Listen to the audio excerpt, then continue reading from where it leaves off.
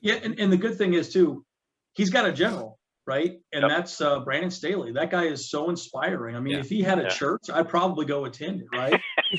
I mean, Church of Staley over here, dude. Hey, yeah, Church dude. of Staley. Our way, baby. It's yes, our way. Staley, our way, dude. That's right. Bolt Bros, let's Bolt go. Bros, let's go. Bolt Bros.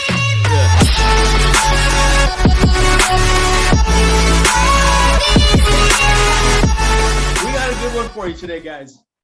I have been thinking a lot about the Chargers, and I've gone these forums, and I keep thinking about, okay, are the Chargers a playoff team? Are the Chargers a playoff team? We can argue all day about that. But I wanted to do a breakdown of the stats, the actual statistics of the teams that made it to the playoffs, teams that did not make it to the playoffs, and what that really breaks down. So we went to lineups.com. We'll put the link in the description below. Yep. And what I did, first and foremost, actually, why don't we just go around the room really quickly? Maybe let's go to Kyle first. Kyle, do you think the Chargers are a playoff team as it is this year? Well, absolutely. I mean, you look at the teams that were playing in that first wild card week, like they're complete blowouts. Like sure. any one of those teams, like we could have played against, and it would have been a much closer game. Like just hands down, bar none. Like the freaking Steelers got completely smoked. It's just like, I don't know, like the performances of the teams that were wild cards in there, it really made me think that adding a seventh team to the playoffs was kind of a joke, because it made no difference at all. Like they got pounced on, all day long.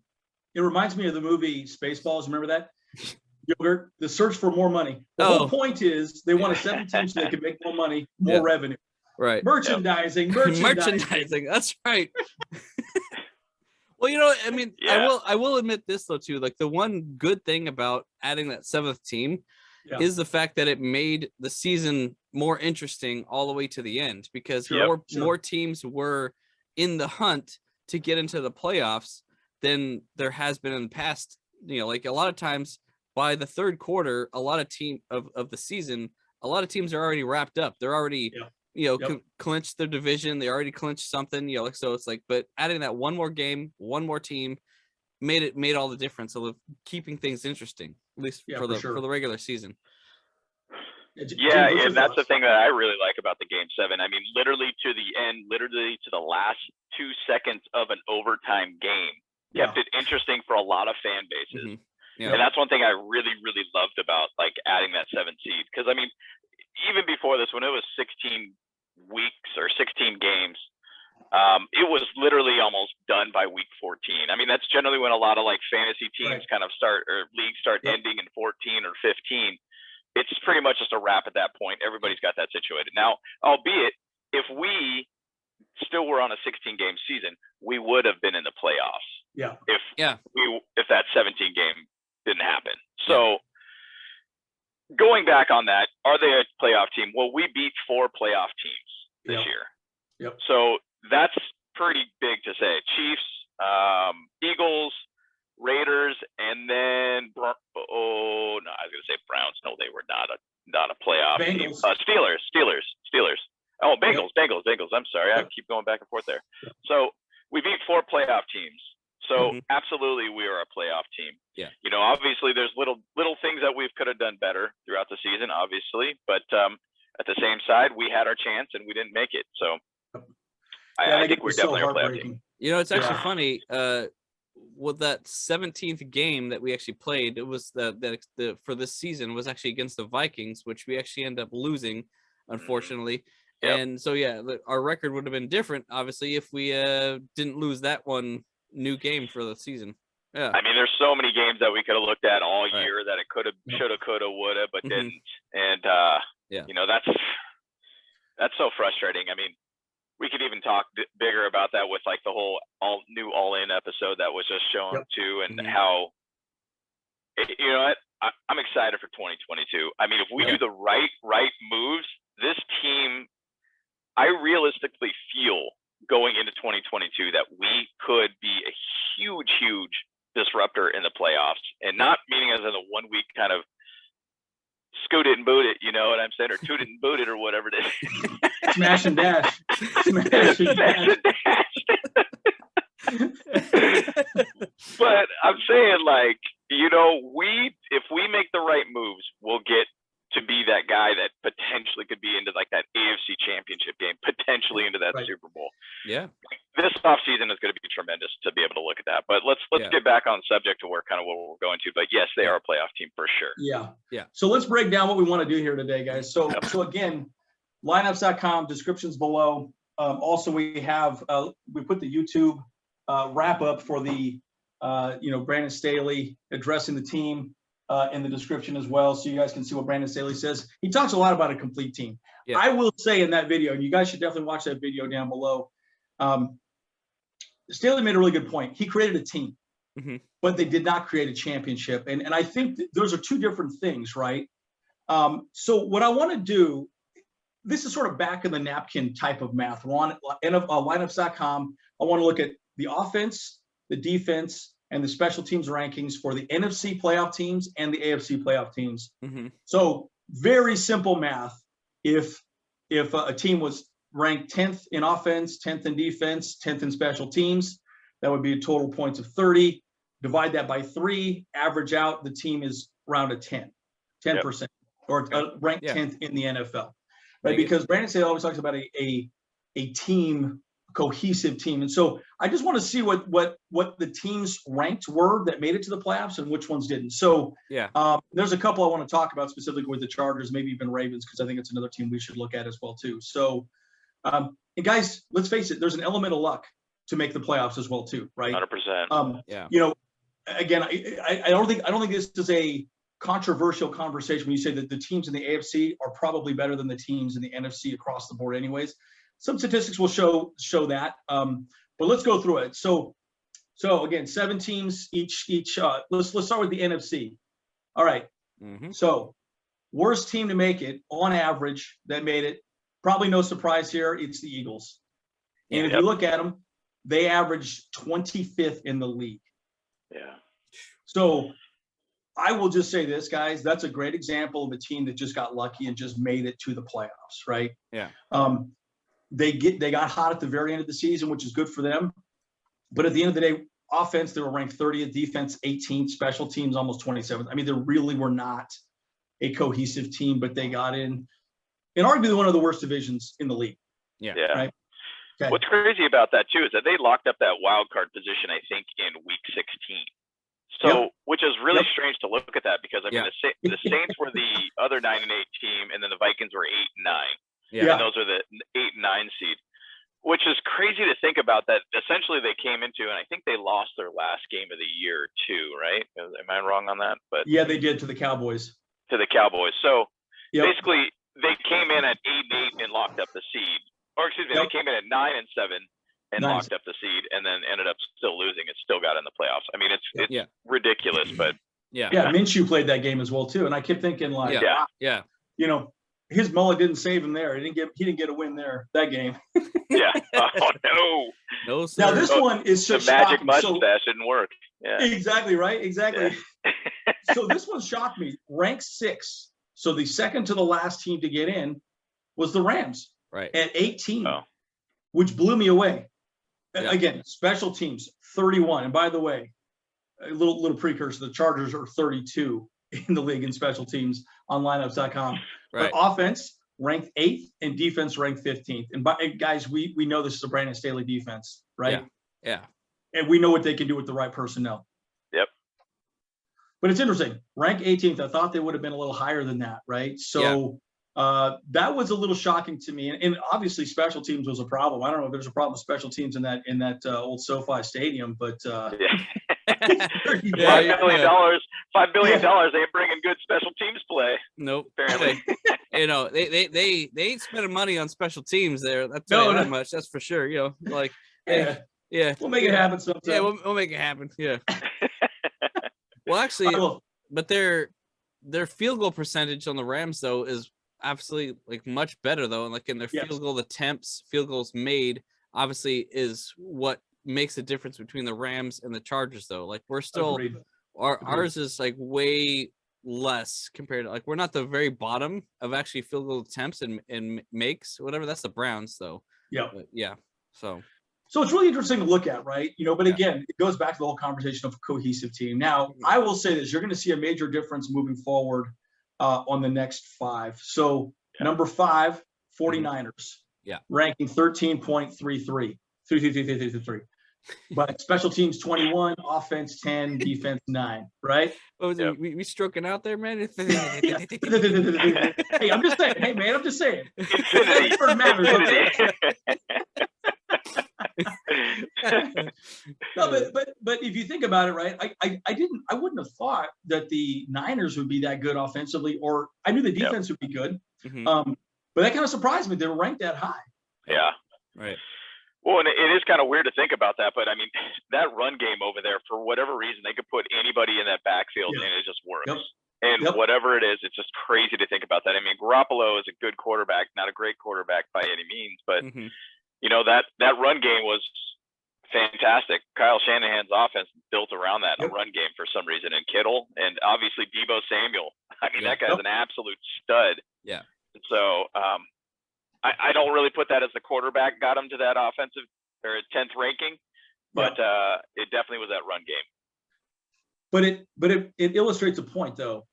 Yeah. A complete team is what is required to be successful in the NFL. Yep. Yeah. Right. And be consistent. Yeah. You got to win in all 3 phases of the game, right? And right. I'll give you a great example. One of the ones that I think we're going to talk about a little later on, and maybe we should wait on that, but actually, let's wait on that, my example, because it is with a team in the AFC. So, all right. Yeah. So, number 4, crazy, Cardinals. Yeah. Ranked 13th. That's why the point 3 matter, okay? Just so you know, right? Got it. Okay. All right. They were ranked 16th on special team, offense 12, and defense 11. And I will say this, they were much higher through most of the season because Kyler Murray got hurt. He came back. He was not the same. Nope. He was right? totally different dude at that point. Yeah. Absolutely. Well, even with no Hopkins there too, that didn't help them out either. I mean, their pass game kind of just shifted at that point. James Conner started getting injured later in the season after he had a phenomenal season too. Yeah. Which is incredible. Exactly. I mean, he could be in the at least conversation of comeback player of the year. Not saying he was injured last year or anything, but when he was with the Steelers, he really wasn't as efficient as a running back. But for some reason or another, he just flourished with the Cardinals. But yeah, totally different team. It's crazy to think about that. So many people. I live in Arizona, and there were so many people excited about that Monday night game, and man, deflated. They left at halftime from that bar. That was a wrap. Yeah. Check, please. Check, please. All right. Please. We are done. I'm going to bed. Time to go to bed.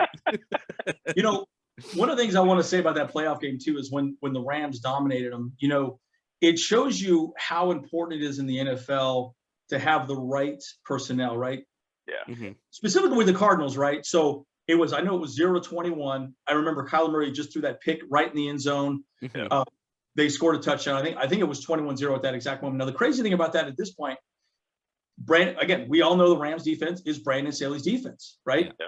If you look at what happened from that moment on, all they ever did was rush 4 on the line, and the rest went back into coverage the entire time. Yeah. Daring them to run the ball, and they still couldn't do it. Yep. Yeah.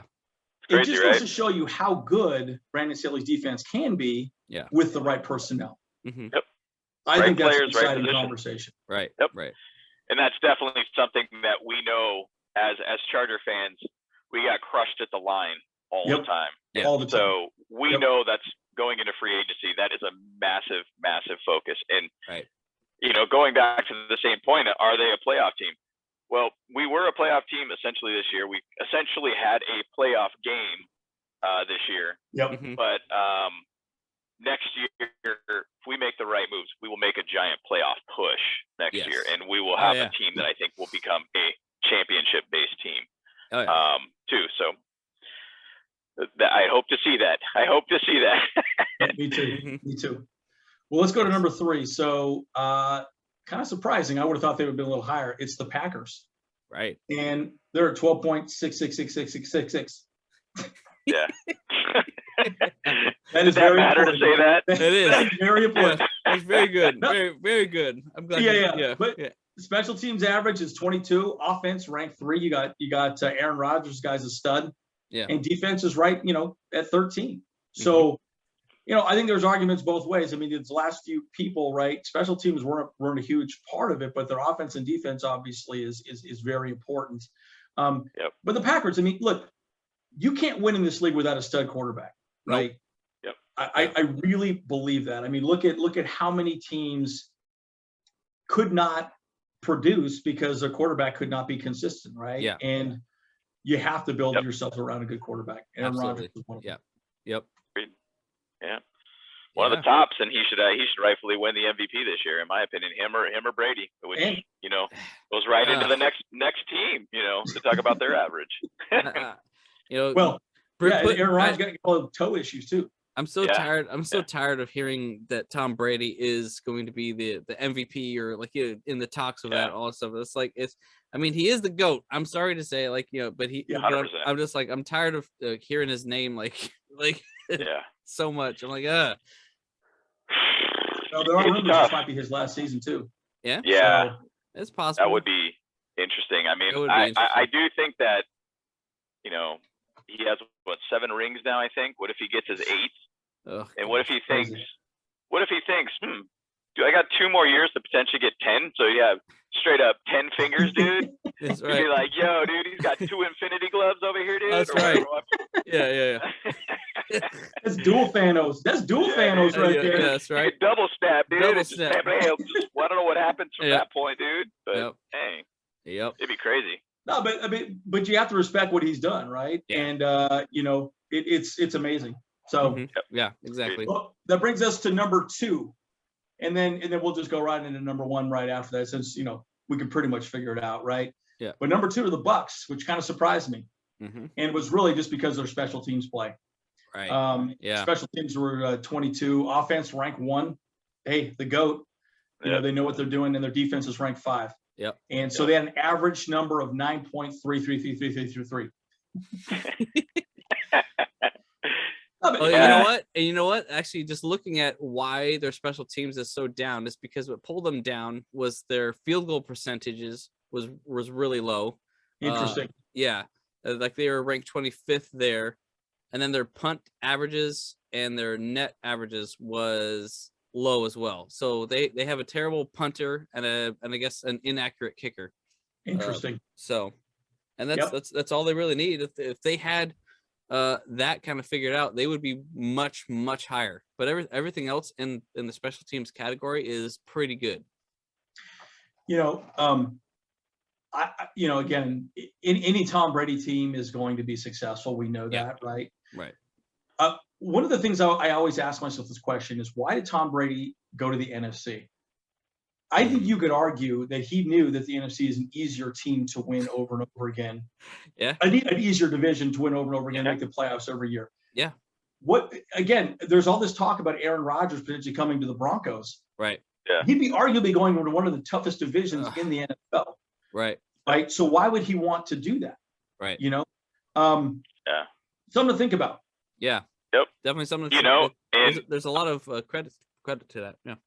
And I've even kind of brought up the whole thing too about, what if Deshaun Watson goes to the Broncos, or even to say you're hearing rumors of Derek Carr getting let go and going to the Steelers or whatever it is, or even the Panthers. And there's a lot of shifting, but you literally have Herbert and Mahomes in some of the toughest divisions, top. I'm going to say it, and I don't care what everybody says. I think Herbert's a top 5 quarterback, and I think he can legitimately top 3. And I'm not saying 100%. That as in being biased by any means.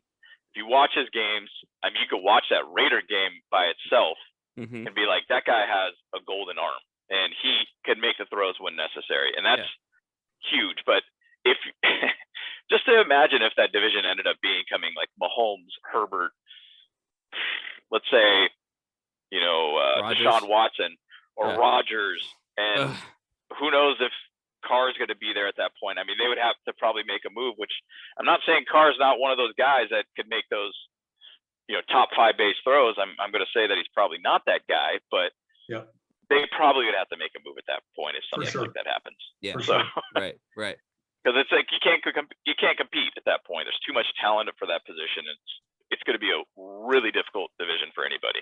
Well, I mean, going into that just real quick too, is that like, I mean, as this was the first playoff appearance of Derek Carr, right, with the Raiders.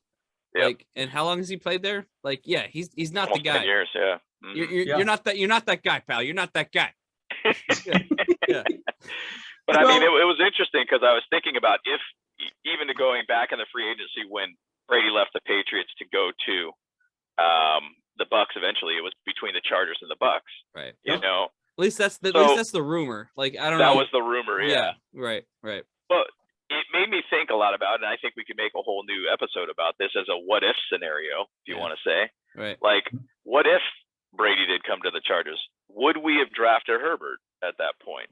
Like, would you be more willing to take in a Brady to potentially get us to a Super Bowl? Would he have won us a Super Bowl last year? Yeah. You know, would Anthony Lynn still be our coach at that point? Because obviously, if he won a Super Bowl, he's basically immortalized in Chargers history from that point on. Like, for sure. Would we have still drafted Herbert? Like, would we have still gone after Rashawn Slater, which I feel definitely we should have, or still would have. But you know, all these different things. Like, what if at these points? So. Mm-hmm. Yeah, I think that's a good topic. Like, I mean, I'm totally down for that kind of episode. Let's do it. Yep, absolutely, that'd be good. Well, and I think if we look at the final, the number one team in the NFC, no surprise here at this point, is the Cowboys. Yeah, averaged 8, special teams 12, offense 5, defense 7. That shocked me, guys.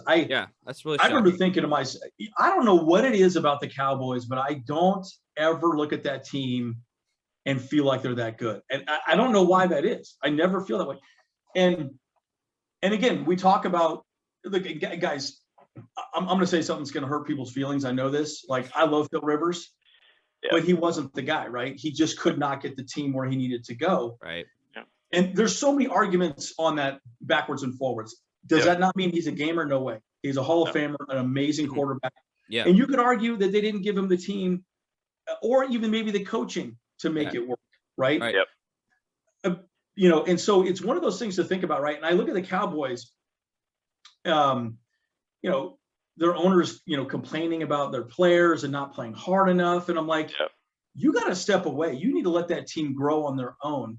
Yeah. And the pressure from the top to the players, it's pressure that doesn't need to be there. Yeah. Yep. 100%. Yep. Yeah. And that's Jerry Jones. He's a hands-on kind of owner, and he's the most vocalized owner I've ever seen in the NFL. Right. And he just acts like this is it is his team, but at the same side, he gets very involved with everything. And, you know, even it's interesting because even after that last playoff loss that they had, and once again, I'm going to say this might be the unpopular opinion. I don't think Dak Prescott's that good of a quarterback in a clutch situation. I think he's highly overpaid. Yeah. And I don't think he's worth that money, in my opinion. But that's just me. It's the history of him going to the playoffs, and it doesn't make sense to me as that X factor player, basically, is what I'm looking for. Exactly. Agreed. Now, Mike McCarthy, now he's in his second year. After the playoff game, they were like, you know, he should have no question about, you know, his job and everything. Jerry Jones then comes out later on, you know what, we're going to think about it a bit more. And then he starts bad mouthing like Amari Cooper. He's not stepping up. Like, it's like, dude, as an owner, that's a little bit kind of like toxic to be able to hear stuff like that. Right. And I understand there's like corporate level answers of like keeping it very even keel and not say like, be the Bill Belichick of the most monotone based interviews ever and not really tell this guy sucks and this guy's terrible. This guy might need to think about his job. Like those really kind of infect like an organization, man. Like, right. You know, like you don't do stuff like that, but that's it just goes to show you how hands-on he is and how it can make the team more toxic, right? Yep. You know, and again, that's one thing Brandon Staley did say at the very end when we lost the Raiders the next day is, hey, we created a team. Now we need to create a championship. And I really do believe that team cares about each other. And I will say this, speaking of owners, how often we see the whole Spanos family at the locker room, win or lose. They were at every single win or loss. Yeah. So was Telesco. They're there. Yeah. And it made me, I was like, wow, because I always criticize the Spanosos for not being involved. And I saw them being 100% involved this year in the team, and that makes a huge difference. It does. And I mean, even I remember at the Raider game, or the last game, I remember them showing Spanos is coming on field too, to be able to walk around with the team and everything too. So he does that. Well, he like at the end, like towards the end of the game is when he walks around and like shows up and shows his face and like tries to. Probably they're trying to see the other team and talk to the someone on the other side as well. Sure. And once again, there's a lot of levels of the Spanoses that I could kind of poke at a little bit more, but he was a little bit more of like involved with the team, and I think that's a good thing. I mean, nobody wants a boss that just sits in their throne, right, and just basically stares down on their minions and tells them what to do and make me money kind of thing. Like, people want to be able to have an approachable boss and an owner. So and the good thing is too, he's got a general, right? And that's Brandon Staley. That guy is so inspiring. I mean, if he had a church, I'd probably go attend it, right? I mean, Church of Staley over here, dude. Hey, yeah, dude. Church of Staley, our way, baby. Yes, our way. Staley, our way, dude. That's right. Exactly. No, but he's inspiring, right? And you could tell that he's inspired the players to give their best, and that's all anybody can ever ask from anybody at any given moment. So it's something to discuss. All right, so let's wrap up on the NFC side, and take a wild guess on what the average ranking is blended. So what I did was I took all the averages for every team, divided it by 7 on the NFC side. What is the number or the threshold you had to make on average to make it to the playoffs? I would probably say just middle of the field, so probably put in the 15-16 zone, just because the way I look at it is you don't need to be great at every single level, but you just need to be good at the right times. And some of these offenses are like, if you could have a top 10 offense or a 7th ranked special teams or a 12th or 14th ranked defense or something like that, something that you could kind of just be in that right zone where you're not like terrible, you're not the second half of the league, but you're still in the bottom front of the 16 best teams in the league ranked. So I'm kind of always in that mid-range. If we could just be in a mid-range zone, generally you could be able to get to the playoffs. So I'd probably say 15-16. Yep. So the NFC average to make the playoffs is 14. There you go. So I think that's a good barometer, guys, right? If I was a betting man, I mean, let's say this, guys. If I was a betting man, like thinking, okay, who's going to make the playoffs? I would go to this and I would look at which teams are actually averaging over 15. And if they're averaging over 15, statistically, they probably should make the playoffs, right? That makes sense. But it's interesting to take note of, right? Because again, it does matter to have a complete team.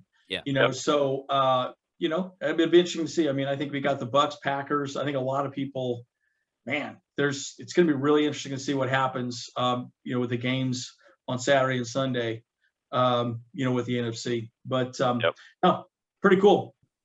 Well, thanks guys for joining. As always, Bolt Bros out. And, Bolt Bros. Bolt Bros. We'll see you in the next one. We out. Boom. Let's go. Right. We'll see you guys next time. Like and subscribe, follow, and share with your friends. Let's go, Bolt Bros. Bolt Bros.